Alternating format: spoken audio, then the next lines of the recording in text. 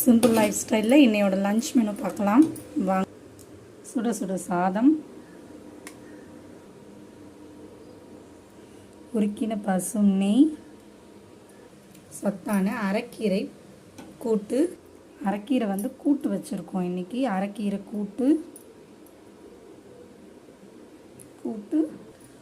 உருளைக்கிழங்கும் முருங்கைக்காவும் போட்டு பொரியல், தலை நல்ல அருமையான தயிர் சாதம் கலக்கிறோம் அப்படின்னும் போது ஒரு சின்ன டிப்.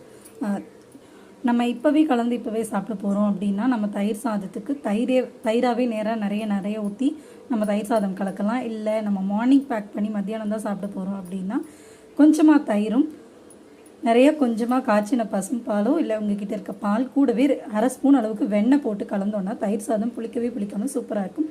இந்த ட்ரிப் பிடிச்சிருந்தா ட்ரை பண்ணி பாருங்கள். இந்த வீடியோ பிடிச்சிருந்தா லைக் பண்ணி சேனல் சப்ஸ்கிரைப் பண்ணுங்கள். நன்றி.